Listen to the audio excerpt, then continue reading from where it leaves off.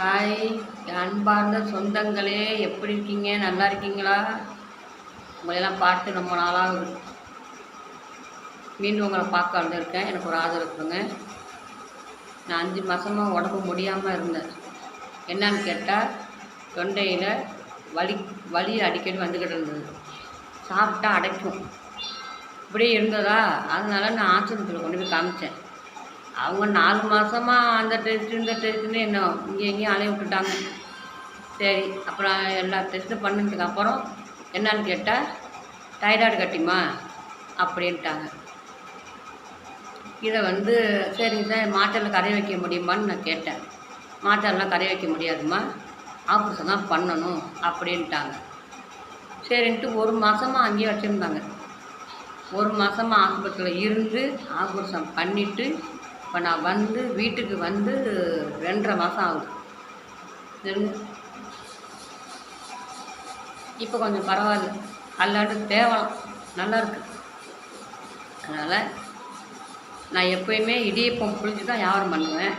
இப்போ திருப்பி இந்த உடம்பு முடியல தான் போடாமல் இருந்தேன். இப்போ நான் திரும்ப அந்த வியாபாரத்தை நான் ஆரம்பிச்சிட்டேன். இடியப்பம் வியாபாரத்தை ஆரம்பிச்சிட்டேன். நான் புளிஞ்சு கொடுப்பேன், எங்கள் வீட்டுக்காரங்க கொண்டு போய் விற்றுட்டு வருவாங்க. ஆமாம், அந்த வியாபாரம் தான் எங்களுக்கு. உடம்பு முடியலைன்னா தான் நான் முடியலன்னு படுப்பேன். உடம்பு நல்லா இருந்தால் நான் என்ன முடியலன்னு சொல்ல மாட்டேன். என்ன, நான் என் பொழப்பை நான் பார்த்துக்கிட்டு தான் இருக்கேன். சாகிற வரைக்கும் உழைக்கணுங்கிற ஒரே எண்ணம் தான் எனக்கு. இந்த வயிறாக்கியம் எண்ணம் தான் ஓடிட்டுருக்கு. அதனால் முடியலைன்னா தான் இப்போ 2 மாதம் முடிஞ்சு போச்சு, 2 மாதம் ஆயிடுச்சு.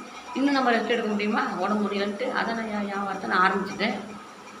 என்ன கேளுங்க, எங்கள் வீட்டுக்காரருக்கும் இப்போ தான் அந்த குடல் இறக்கம் இறங்கி ஆப்ரேஷன் பண்ணி அது ஒரு 10 மாதம் தான் ஆகுது.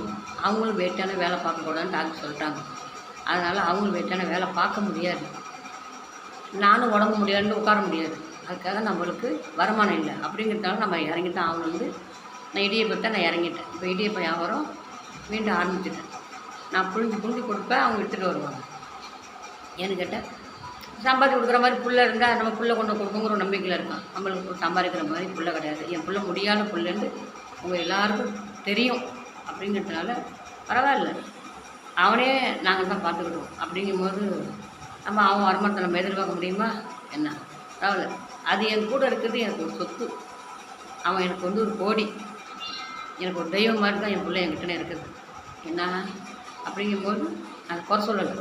உங்களுக்கு வருமானம் இல்லைங்கும் போது நம்மளால அந்த வருமானத்தை பார்க்கணும். அப்படிங்கிற நம்ம உட்காரக்கூடாது. அப்படிங்கிறதுனால தான் நான் மீண்டும் இறங்கிட்டேன். இடியப்பத்தில் நம்ம உடம்பு 2 மாதம் ரெஸ்ட்டு எடுத்தேன், முடிஞ்சு போச்சு. இனிமேல் நம்ம ரெஸ்ட் எடுக்கக்கூடாது.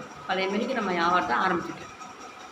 அதனால் இப்போ நான் புழிஞ்சு கொடுக்க அவங்க எடுத்துகிட்டு வருவாங்க. அதோடு சேர்த்து அப்பொழுப்பு எடுத்து எங்கள் வீட்டுக்காரங்க வியாபாரம் பண்ணிக்கிட்டு இருக்காங்க. எங்களுக்கு பொழப்பாதான்.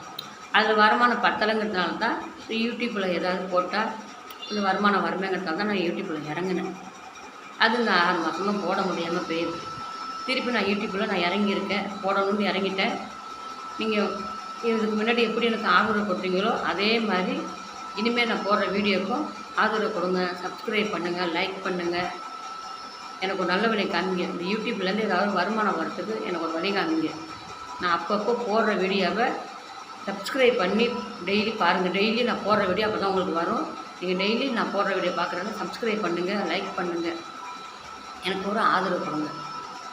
உங்கள் எல்லாரையும் என் கூட பிறந்த பிறப்பாகவும் என்னை பெற்றதோளாக தான் நினைக்கிறேன். அதே மாதிரி நீங்களும் என்னை உங்கள் கூட பிறந்த பிறப்பாக நினச்சி, உங்கள் பிள்ளையாக நினச்சி எனக்கு ஒரு ஆதரவு கொடுங்க. இந்த யூடியூப்லேருந்து ஒரு வருமானம் கிடைக்க ஒரு வழிகாமிங்க.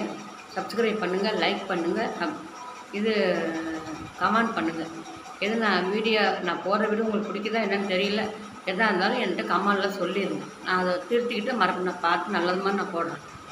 எனக்கு தெரியாததையும் நீங்கள் எனக்கு சொல்லுங்கள். நான் அதே மாதிரி நான் பார்த்து செஞ்சுக்கிறேன். எனக்கு ஒரு ஆதரவு கொடுங்க. என்னை உங்கள் வீட்டு பிள்ளையாக நினச்சி என்னை ஏற்றுக்குங்க. எனக்கு ஒரு வழி காமிங்க.